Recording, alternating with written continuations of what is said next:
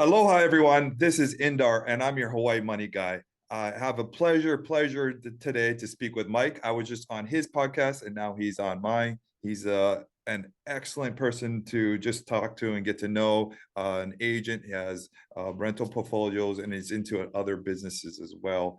And a great podcast as well. A great podcast and great social media. So he's an influencer out there too, which is kind of cool to say, honestly. I think I claim it now. I got 10,000. But he's a great guy, and I'm just excited to talk story with him today. And we're going to talk some high level stuff and some basic stuff. So stay tuned, you guys. Let's get ready and let's do this. Just before we get started, I'd love it if you guys could subscribe below, and that way we can reach more people and just help people make their money work for them in any different way we can. Thank you guys, and let's get started in today's content. Let's dive in today. So, Mike, you want to give a little bit of a background about yourself, maybe how you grew up and where you're at today? Sure. I'll try not to go too long. I've got some little tidbits here I'll share with you. I'm originally from Long Island, New York, and I joined the Navy when I was 17, excuse me, 17 years old, Mhm. and I served for 20 years. I wound up out here in Hawaii towards the end of that, and this is where I'm calling home. My family and I, we really love it out here. My experience in the military has helped me out greatly with having goals and ambition in life, and just learning how to go out there and crush my goals. Because while I was still in, there was a couple things I started doing on the side. I started getting involved in real estate. I got my real estate license. I've started and closed quite a few businesses, including a Mhm. new one that I just started. But I also do financial coaching, and I host a podcast, which has been very awesome, a really fun thing for me to do, and I get to talk to really awesome people like you. And it's just been a real blast. But that's kind of me in a nutshell. Yeah, The podcast is called Average Joe's, guys, and it's it pretty is cool Average Joe podcast. Finances. He's got some cool guests on there, and I was lucky enough to be a guest on there as well. He's so booked up. I think it's you said it's like 4 months out before, so he's got Yeah. some high level guests. He's had Brandon on there, Brandon Turner. He's had some great people on there. Um, so how did you get started in real estate in general? Sure. So when I was younger, my uncle was investing in real estate. Right, he lived in upstate New York. I'm on Long Island, so it's about 6 hours away, like 6 hour difference of where we lived.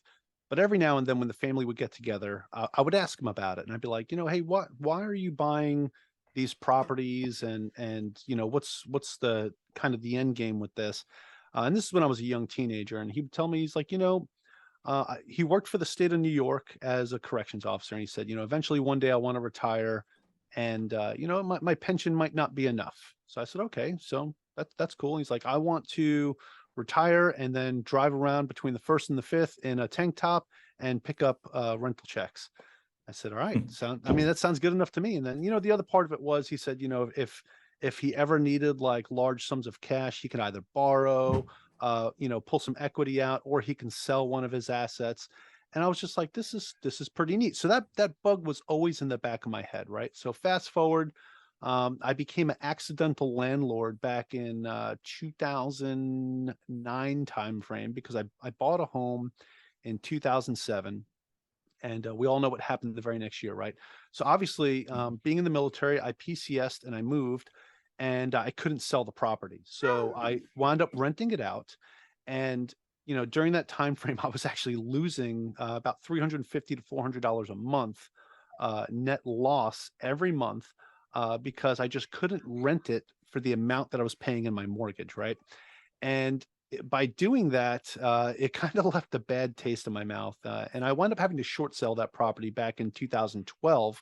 Yeah. And I'm kind of like, I don't know if real Wait, estate's for me anymore. let's back that up. What was the Sure, process sure. like buying your first house using that VA loan, and any military Yes. guys out there, they should take advantage. Why Yeah, you yeah, think absolutely. So I was 21 going on 22 years old, young E5 in the Navy, on my recruiting tour, and I had the opportunity to use my VA loan and buy this home, 0% down, nothing out of pocket. It was my first time using it, so the VA funding fee was like very, very low. and like 1.2% or something like that. Now when I use it, it's like 3.3% or Mm, mhm, 3.4%. mm, mm, mm. As you But no subsequently money use down. it, No money down. It's like a free yeah. house. Like, yeah. So absolutely zero down. And so that was pretty nice. So I was able to do everything, get the loan, buy the house, and the only thing I had to do was start paying a mortgage the next month. Hmm. So that was neat. There was no, like, my closing costs all got rolled into it on the back end. So it worked out pretty nice. And at the time I thought it was, the best thing since sliced bread. I didn't know about the real estate market. I wasn't paying attention to any of that stuff. Um, I wasn't a real estate investor, so I didn't really know like what to look for. I just saw that this was a relatively newer home, and thought it was something good to get into. But again, I can get into all that, how Mhm, how I wound up getting back into real estate. But yeah, that whole experience of having to short sell it was pretty rough for me, as a young guy in the Navy, not making that much. mhm, It kind of was painful because I short sold it for, I bought it for 250,000, right? mhm. And I thought I was getting a great deal, right? Because they were asking 269. I was like, I'll pay 250 and you guys pay closing costs. They're like, okay. And I wound up short selling it for 157,000.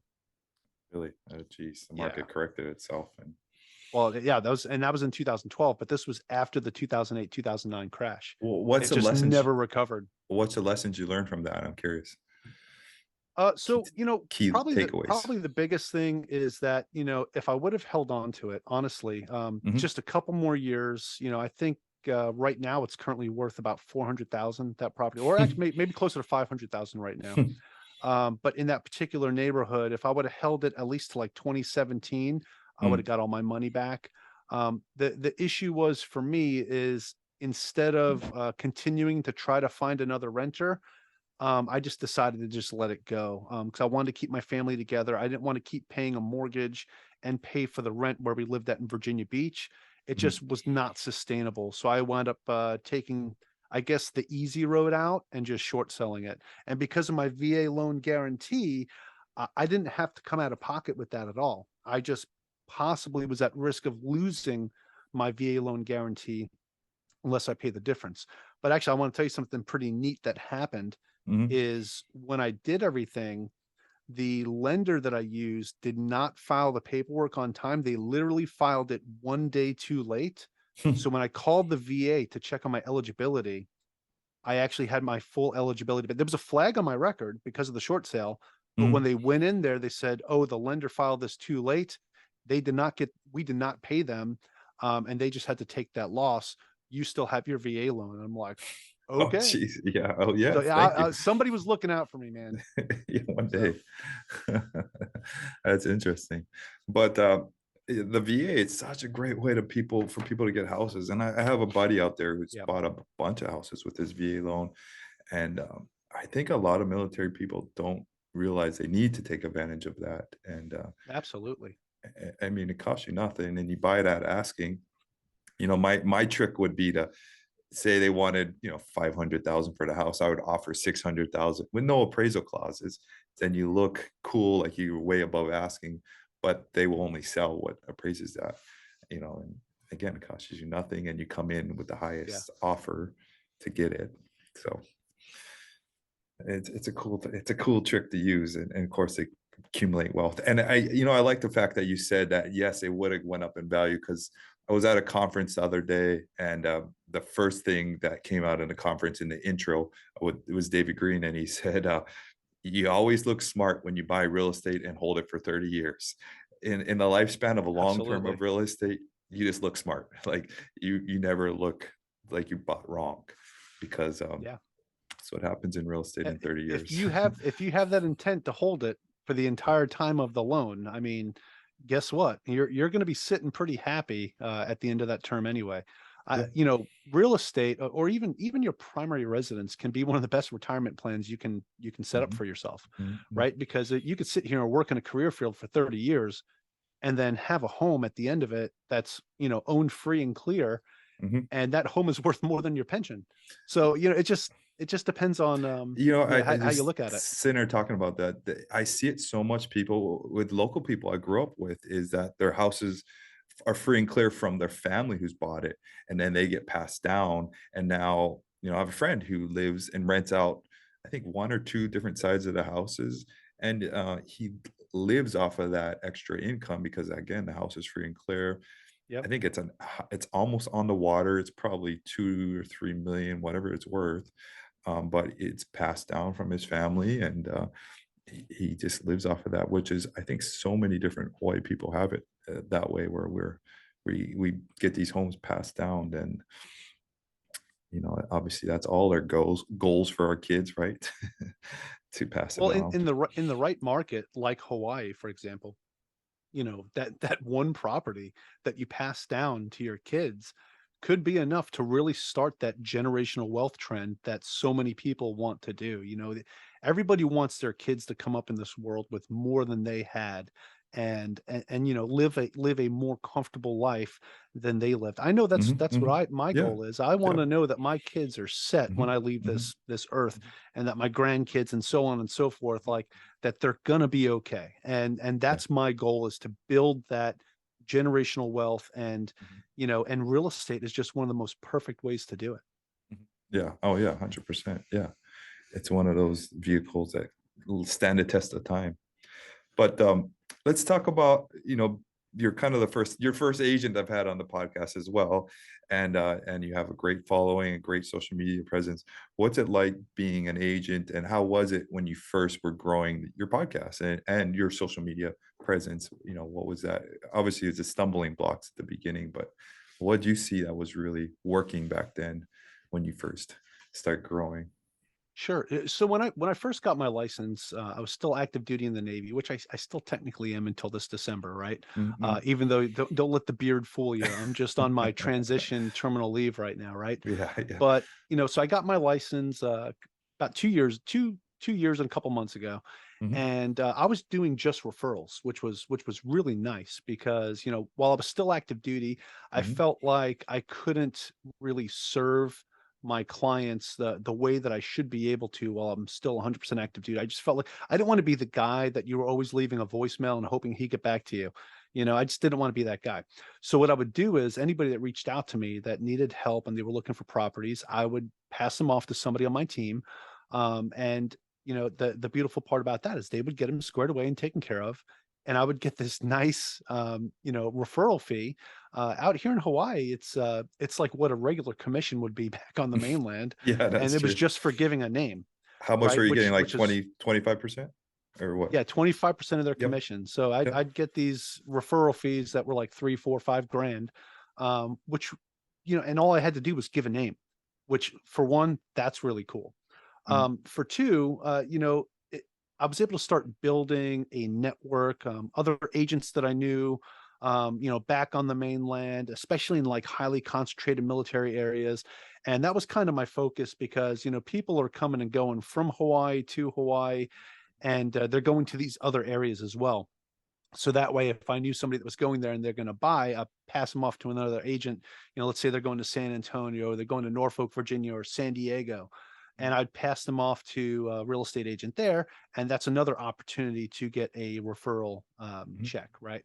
So that's one of the biggest things that I thought was really cool about getting my license. The other piece of that was actually learning how to do it and learning how to use the MLS and just learning how the real estate market here in particular works.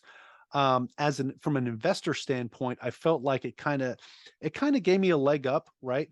Because I kind of got to see the inner workings of the real estate market. So it made me feel more comfortable with what my goals were, what my ambitions were with real estate, and how it realistically is such a great asset class to invest in. So getting your license, even if it's just to do referrals, is a great way to one, learn, but two, also, get a little side income Yeah, of as course. well, and Yeah. start building that network. So when you do go full time, which I just started going full time, you've already got some really good established networking in place. and you're known in the community. Yeah, I mean that's it's so hard just to even start off being an agent and finding your first point. I'm not an agent, but I know the struggle of obviously to start off at anything. How did it all correlate to once you got into your podcast, and how did that kind of develop, and how did you grow your podcast, social media, and all that side Yeah, of it so all? my podcast kind of started off slow, and the podcast itself is about just finances in general. Hmm. But for the most part, most of the people that come on, like, we talk about real estate because it is one of the best asset classes out there, right? Sure. But it started off as me kind of talking about my journey on, to reaching financial independence, Hmm. and what, how I got out of debt. And it started off, as a blog where I talked about that. And then a buddy of mine said, "Hey, why don't you start a podcast? I know you like to talk. You're from New York. You like to talk. Just start a podcast." I said, "Okay, Yeah. fine. Twist my arm." So I Yeah. did. I Right. started the podcast, and for the first 6 months, it was kind of really slow. I would maybe like have 20 people listening to the show, and I didn't really think about it this way, but now I do. I look back at it and I say, 20 people in a room is like a classroom, right? Hmm. You can really impact some people if you have 20 people sitting in front of you. You can impact just one person. And Hmm. for me, that became my goal. Is I want to impact one person. Hmm. I want I want my podcast to help one person. And if it does that, I feel like I did a service, right? So I kind of decided to stop caring so much about putting so much effort into it and start delegating stuff out and outsourcing. So about 6 months into it, I hired an editing team. I let them kind of take care of it. And I said, you know what? I'm going to kind of start backing off of this a bit because I am putting too much time into it for what I feel like is very little return. Once I started doing that, and allowing them to create these different snippets and stuff that I started sharing on social media, I started to notice a climb in my downloads and Hmm. listens. I also switched podcast hosts. I switched from Anchor, which was a free host, to Buzzsprout, which is a paid one, but it got me on more platforms. So now you can find Average Joe Finances anywhere that you can find a podcast. I'm even on iHeartRadio and Pandora, right? So that was pretty cool, and it started exposing me to other avenues, right? Then I hired a virtual assistant, and I let my virtual assistant take over all my social media stuff, and I started to watch my social media grow, right? By doing this, I was able to, effectively grow my podcast listenership. I started a YouTube channel. Now my YouTube channel isn't as many subscribers or followers as my podcast, but I'm up to about 16, 20 or something like that right now. Which on YouTube is enough to be monetized, right? Yeah, And I think that over a makes thousand, over a yeah, thousand, you get monetized. Yep. Yeah. yeah. So I make a little bit from that as well, which is pretty cool. And it's not something I ever pictured being able to do with a podcast. Now my podcast itself has grown to the point where I can actually take on people that want to run ads on my show, Mhm. and I do that. And now my podcast is another source of income. It pays for itself. It pays for my VA. It pays for my editing service. So I'm not paying for any of that out of my personal account anymore. That is all Mhm. paid for by the podcast, which was, to me, is pretty cool. Like, even just breaking even to me, I thought was like one of the most biggest accomplishments I could have had with this podcast, right? Yeah, yeah, yeah. Um, but the other side of it too that I haven't really talked about too much, that I never really counted as podcast income, but I should, is I've gotten financial coaching clients through it, and I've gotten Mhm. real estate clients through it. So it's Mhm. it's Mhm. um it's pretty neat. People moving here to Hawaii saying, "Hey, Mike, I've heard your podcast and I heard you're a real estate agent. Can you help me out?" I'm like, "Yeah, sure. Let's do this." Right. Or even people going to, I have people that I'm working with right now in other states that I'm referring to other agents I know in those states, and they're reaching out to me because they heard me on my podcast. On your podcast, So, yeah. that's pretty cool. That's cool. That's cool that you're able to. It's really like you're cultivating a relationship and you're building trust with people without ever actually meeting them, and that's the whole reasoning behind my podcast too, is just to build relationships with people that I wouldn't normally be able to you know meet with. Like, how am I going to meet that person in general? And it's so interesting, as you would say now, like, you get a lot of random people the, hey, I listened to you, I've heard you, and thank you. It's pretty cool when people say that kind of stuff, because you feel like you've impacted people. And I mean, that's kind of a cool feeling in life. I actually read that in my Yeah. book this morning. One of our goals in life is to, give back and to help others out. And it's cool to be able to do that. What are some of your learning curves that or struggles you've had when you're developing, growing? And because it's not as easy as people make it seem like it is. Obviously, Right. it takes a lot of stamina, some hustle. It takes a lot. It's not an overnight kind of thing like people think. What are some things you've hurdled over? Sure. I would say probably the biggest thing was learning how to let go and delegate and know Mm, that it's okay to let somebody else handle something. It's you hear a lot of people talk about this all the time. As a matter of fact, Brandon Turner says it all the time about, stop doing these $10 tasks and mhm, focus on mhm, the $100 or the $1,000 tasks per hour, right? mhm, And for me, I had so much trouble letting go of these tiny $10 an hour tasks that it was kind of detrimental to me, because I was spending too much time on like focused on editing the show, mhm, focused on making sure I'm posting on all my social medias, mhm, focused on so many other things that I could have let other people do. That was the hardest thing for me, because it took me 6 months to really get that through my head when I started the podcast to hire an editing team. Then it took me like another 6 to 8 months to figure out I need to hire a VA to help me with my social media and help me with all this other stuff, so I can kind of let go of certain things and pay someone else to do it. And one of the things that really helped me out with that was when I started reading Traction, and mhm, it made me realize I need to start letting go of certain things, and I don't need to be the CEO of everything, right? mhm, I don't need to sit here and be the guy that's in charge of A, B, C, and D. Maybe I just need to do C, or maybe I just need to do D. Like all this other stuff, I can pass that down. And that was a very hard thing for me to give. I guess maybe for me it's lose I felt like I'm losing control of something. And if it's not, something that's coming directly from me, I feel like it's not 100% the right product. And I had to get over that, right? I had to trust other people to do their job, so I can focus more on the things that are more important. mhm. Yeah, get rid Yeah. of those $10 an hour guys. You guys heard that? He mentioned the book Traction. Great book. I highly recommend it too. At the very end, they have a training. It's called the EOS system.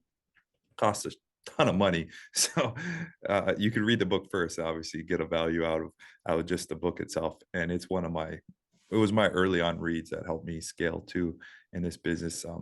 Traction and Vivid Vision, two great books that correlate with each other, that just help you scale. And that's what that's what you're talking about here, is the scaling our business and taking ourselves out of so many positions. A little bit behind how I scaled too was the same thing. Is I used to go to Home Depot and I used to uh, do all these $10 an hour jobs, thinking you're saving money, by doing the work yourself, and when really it's costing you money. Because what is your time valued at? What is your time? Is your time valued at, finding new clients, finding new deals, finding houses or deals, or is it going to Home Depot or editing videos? So what is your guys' time valued at? Remember that. My little tip on the side here. But what's your portfolio look like today? And I mean, I know some of your stuff of how you use your HELOC and stuff. You want to explain to people how they can use an HELOC and kind of the process of that works? And people sometimes don't realize that they have money from, HELOC sitting in a house that they could be used and put it to work. What is that? Sure. What did you do with yours and Yeah. so forth?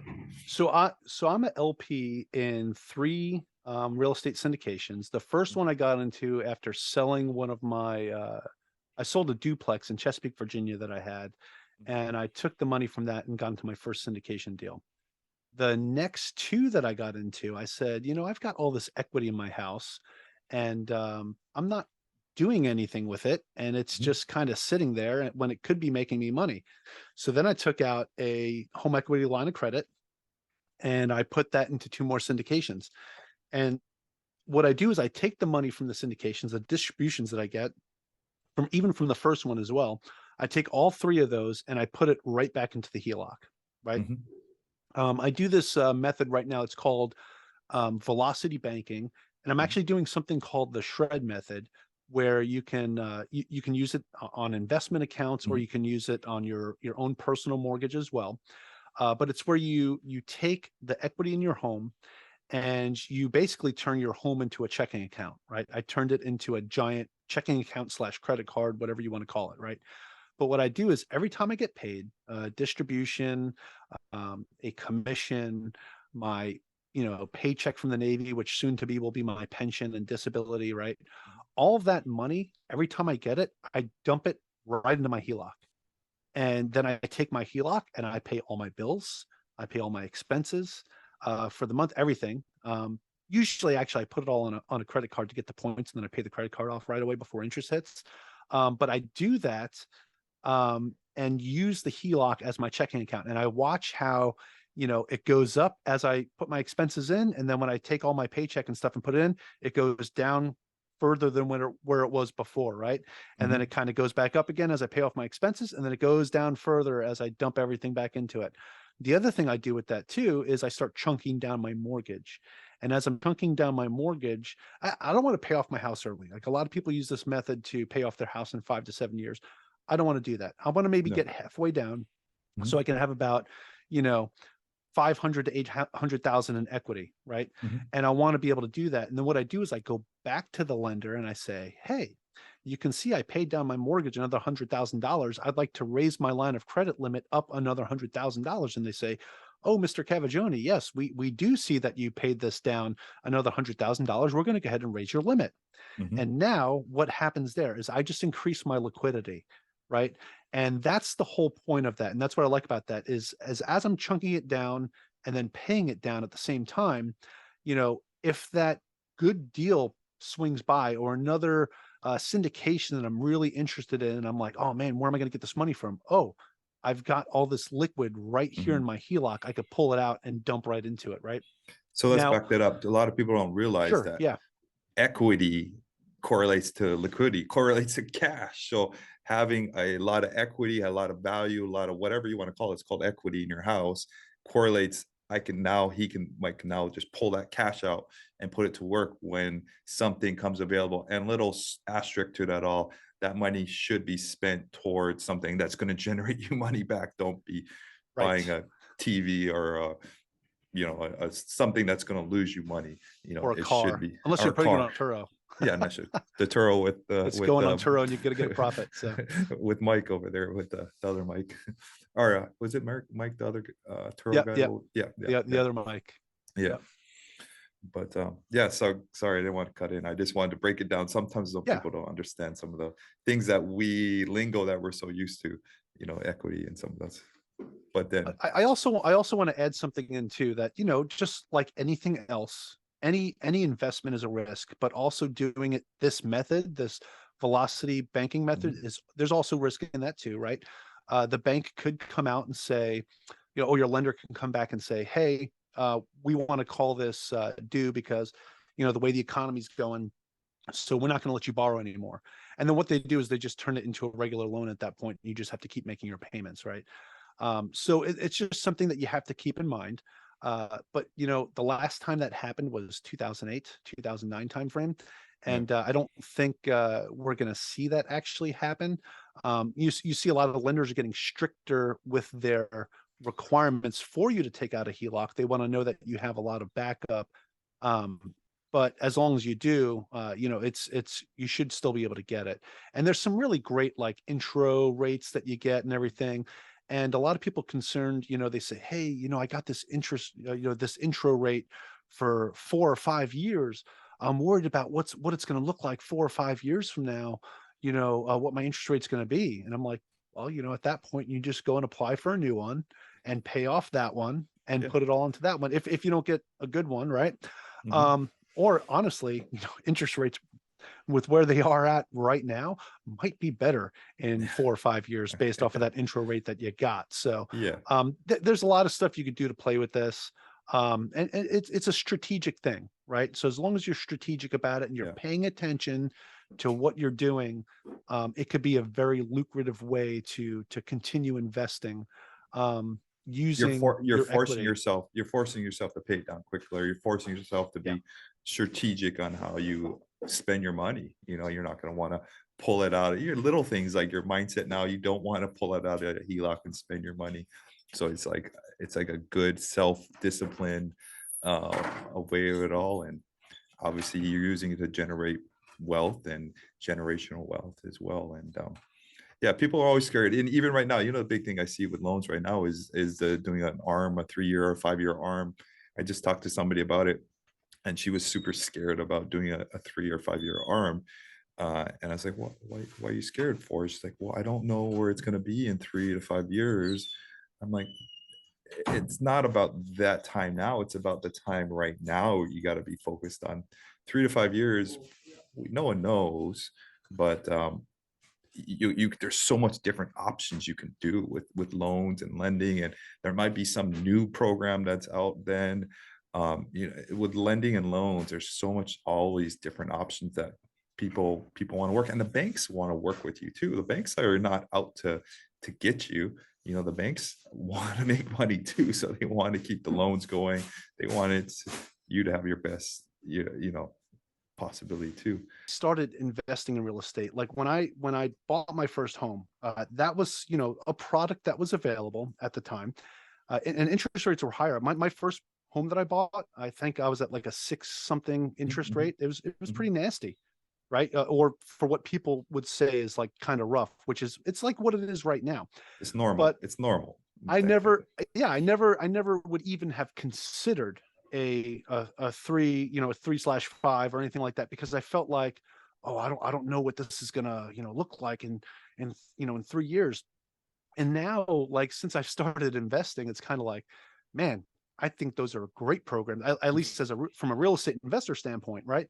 I'm like, these are fantastic programs because I know I can come in at a lower interest rate, save money up front, and then 3 years from now either refinance it at a newer rate or do a cash out refi or whatever, right? Mhm. Like, there's so many opportunities and so many different things you can do, and so many different products out there that, man, I mean, take whatever opportunity you can to get the deal. If the numbers work and the deal is good, use Mhm. whatever loan program you have to use to freaking make it happen. Yeah, yeah. As we talked at the very beginning of the interview, like, always the best time to buy is real estate is now. I mean, you just look smart when you own it for like 5, 10, 15 years. And in Hawaii, actually, they in 3 years, real estate just goes up. I mean, I don't want to guarantee you that, but 3 to 5 years, I'm pretty certain that that thing will be up more, 100 grand, 200 grand. Like, my stuff has been moving up 100 grand every year about. So that's the other Yeah. huge thing about buying in whatever now in Hawaii in general is Well, you look the rates and everything. But go ahead, you can go ahead. you can just look at the history and just look at the trends, right? So you don't have to sit here and give a guarantee, right? But you could say, hey, look at the history. Look at what Hawaii's done over the last 10 years. Look at what a 5-year period would do. Or if you're military and you're moving here for 3 years, look what could possibly happen in 3 years, right? Mhm. And where it normally trends, right? So if you can average that out and you feel comfortable that you would, turn a profit on a 3-year, Yeah, tour here in Hawaii as a military yeah. guy, I mean, that VA loan is a thing of beauty at Mhm. that point. And it's an extra easy 100 grand, easy in 3 years, guarantee you'll make extra 100 grand, which is a silent bank account. A lot of people don't realize owning real estate, it's like a silent bank account that just keeps on going up and up. So that bank account, that equity keeps just going up, and you can use that. Often how I do my flips and so forth is we buy real estate whatever way we can, whatever. If I have to bring investors, if I have to buy cash, whatever way I can, I get a hold of it now. And then you kind of figure it out later. Am I going to sell it? Am I going to refinance it? It's almost better to get a deal now and figure it out later. Get control now and deal later with it all. Because especially if you Yeah. see a deal, deals often come when you're not ready. Deals often come in big waves for me when I'm not ready for a bunch of deals. It's kind of combined. It doesn't come neat and pretty how we would expect it sometimes, and that's the name of the Right. game. Yeah. Which is why I do velocity banking, to have that liquidity. So when Hmm. the deal comes when I least expect it, it's like, well, okay, I've got the money right here. Let's make it happen. Right. Yeah. So Yeah. yeah, it's awesome, man. Yeah, yeah, that is awesome. Let's jump into one of your other businesses we were just talking about before we jumped on here, and what you're starting up now. I know it's almost about to start up, but you want to tell people out there who's interested in about um, your pop up and so forth. Sure. Yeah. I mean, so right now pre-sales are up. You can buy a pre-sale voucher for almost half off what the normal price would be for one of these things. But it's pretty neat. It's a pop-up nightclub, right? It's a 20 by 20. So it's rather large. So you have to have some room in your yard to make this happen. But it's a it comes with the pop-up tent. It comes with the lights, the smoke machine, and the speakers for you. You set up whatever music you want. And in the future, we're going to have DJs as well, where you can get a package deal and hire a DJ at the same time. So it's a pretty cool thing. Everyone that I've showed this to so far is really excited about it. I know a bunch of people that are already like, let me know because we want to throw a party as soon as these Mhm. things get in. But right now, the business is planning to go officially live, where you can actually have physically rent these December 2nd. So Mhm. it'll be, right now I'm starting off as just like a Friday and Saturday night rentals, because you keep them overnight, right?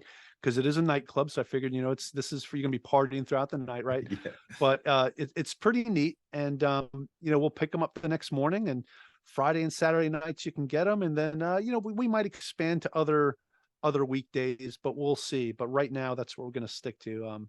But it's just a really neat little fun yeah, experience, and it's a safer experience too. Like if you're throwing a party and you don't want to host something at a huge club, where there's other potential whatever that can happen. yeah, yeah. You can have the party right there in your backyard.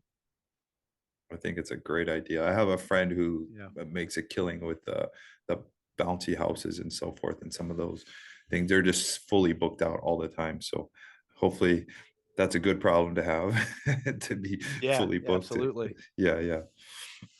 Um, well, let's leave with what's some of the best advice you can share with somebody that wants to get started in real estate investing and just this journey. What is some advice you can, obviously we have a lot of newbies that come on and they're always asking for advice. What would you think would be the kind of the best advice of how to start? Okay, I think for anything, whether you want to get into real estate investing or anything else, I have what I call these four pillars to building wealth, right?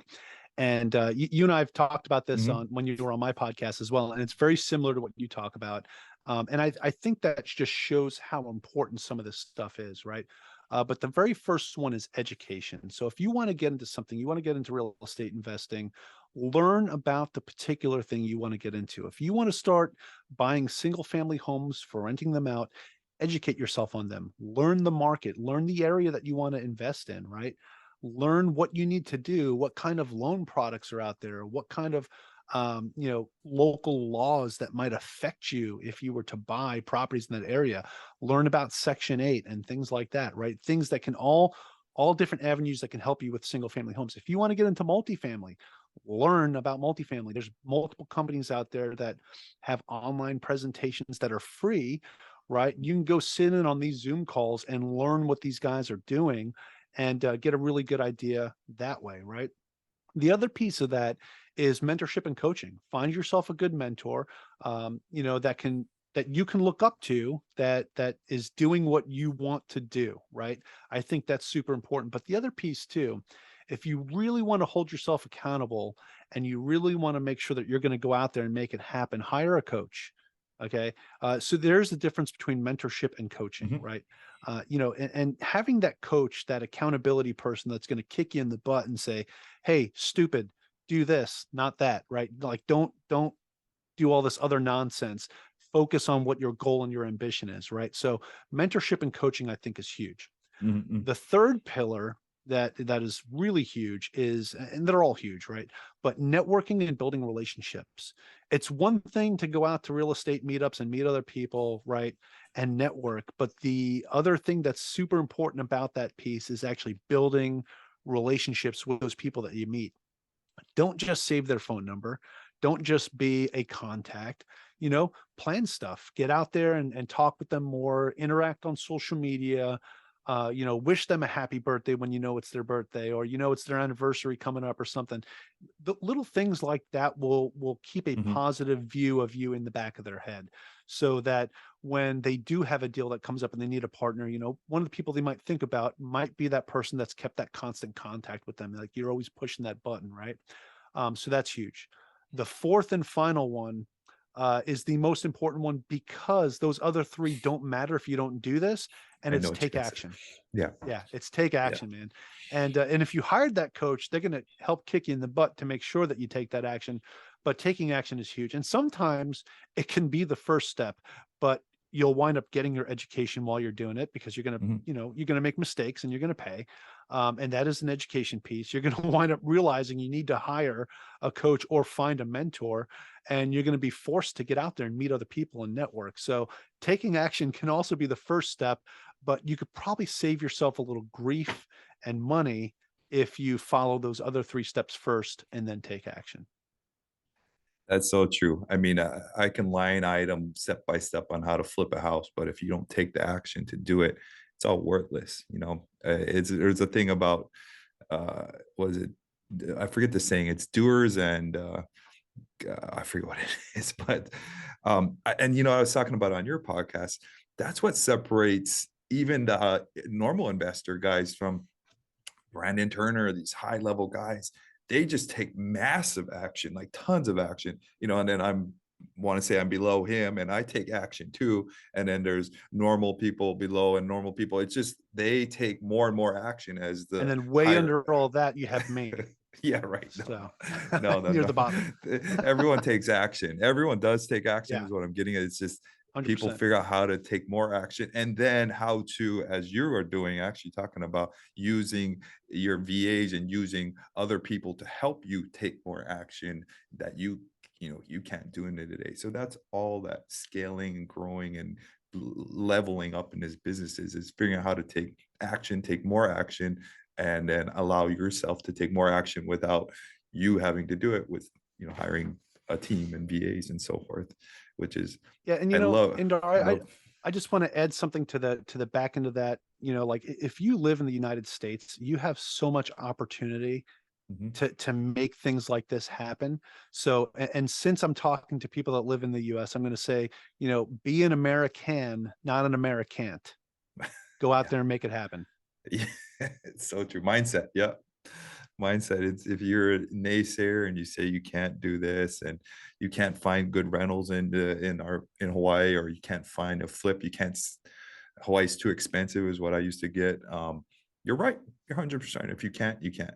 But if you say you can, it all starts there.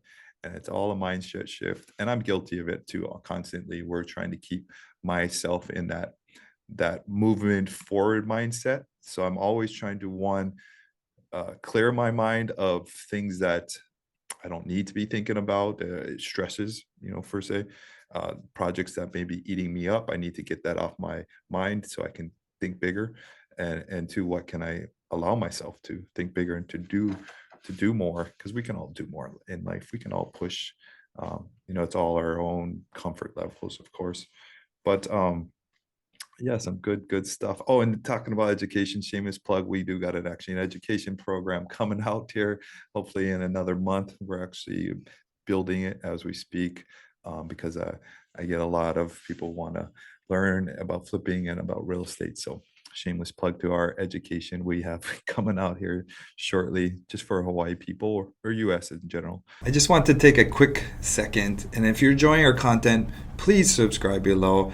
I love it if you guys can leave us a review or a comment, or let me know what you guys thought. I love honest feedback, and I love hearing what you guys think. So in this segment, we have a question that we have a lot of questions that people comment and so forth. And one of the questions that we had is, Do I have to be an accredited investor to start investing in real estate? And how should I get started? And what's the very minimum I can invest to start? So you want to touch on that question? Because I know you've been an LP, you've Sure. invested in stuff.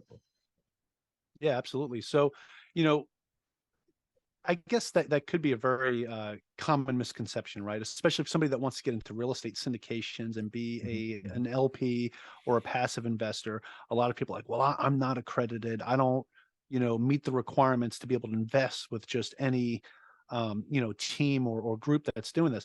Well, guess what? You don't have to invest with just any team or any group, right? Mhm, The important thing is that you go out there and you meet some of these people, you start building these relationships, and guess what? Once you have a pre-established relationship with an investing team or somebody on that team, right, you can actually be a sophisticated investor and invest with them if they have one of those offerings available, right? mhm, And you'll mhm. see some of the people that are just starting off as syndicators are offering 501(b)s, right? Which those are the ones where you can actually invest as a sophisticated investor. I think they could take on, I think, 34 or 35 35. sophisticated investors Yep. in those deals, right? And you don't have to be accredited, right? So that's one of the Mhm, beautiful things. The other thing, though, is like they can't advertise that. So you're only going to find these deals by actually going out and meeting these people. So that's why I say networking is such an important piece. But once you go to a couple of their Zoom meetings, you establish rapport, you establish a relationship, you can look at potentially investing with them, as long as the deal makes sense to you as well, because you got to mhm, do your own due diligence. You can't just trust anything that operators tell you, right? So, but anyway, normally you're looking at a minimum investment of $50,000. Some of them will come down to 25,000. Just depends on which, what you're looking at, and if they have enough room to add a $25,000 sophisticated investor. Because normally, sometimes if the raise is quite large, they might not want to go that low. So normally the minimum you'll see is 50K. But if you have 50K lying around and you're not doing anything with it, maybe look at potentially putting it into a syndication so that that money can work for you and grow. And one of the beautiful things about that is the entire time you're getting these distributions, right? You're getting paid all your interest on it. And then at the end, 3 to 5 years later, depending on who you're investing with, they'll either refinance, cash out refinance and pay you back what you put into it, or they'll sell the asset and pay you back what you put into it. Plus, depending on what level you invested in, if you're a Class A preferred return or Class A2, or it depends on who you're investing with, what they label it as, right? You can also get a significant return on the back end as well, and essentially almost double your money or double your money pretty much every 3 to 5 years, right?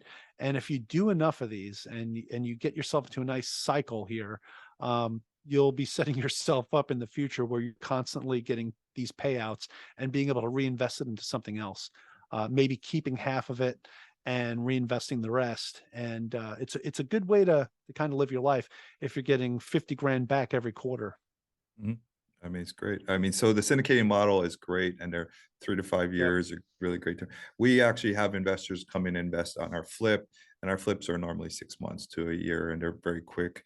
So we don't have a minimum on our flips, and they're pretty quick, straightforward. A flip is very easy to understand. We buy it for Yeah, low. that. I We mean, it's put some another money and great we sell way. it.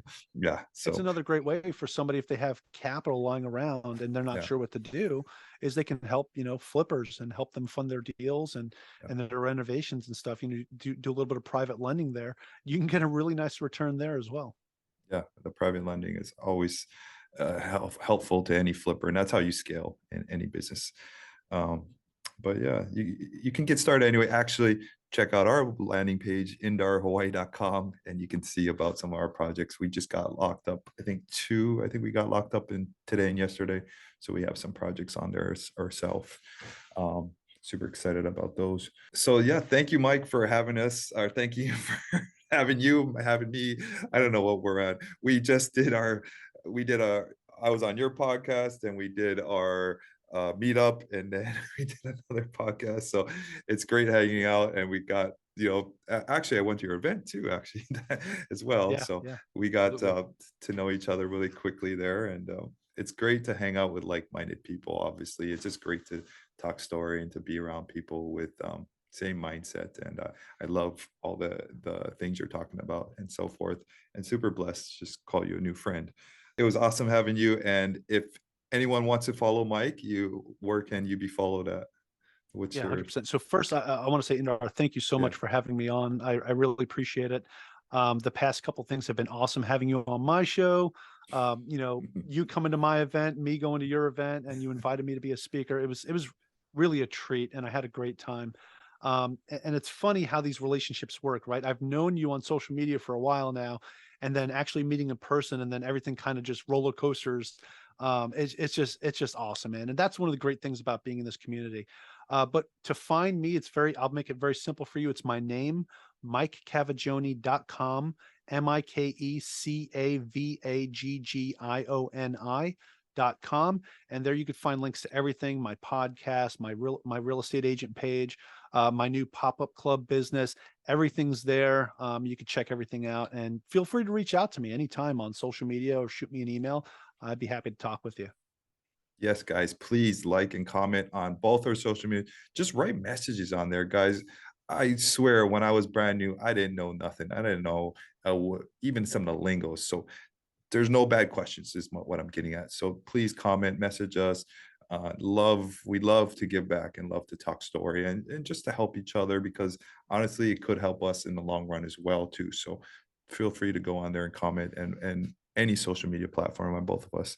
Um, Thank you guys so much for listening, and thank you, Mike, for having us on. Thank you for having you on our show. I'm lost at this point. Thank Thank you you. for having me on, Indar. There you go. One of the shows. So thank you guys, and awesome. You guys have a great day, and aloha.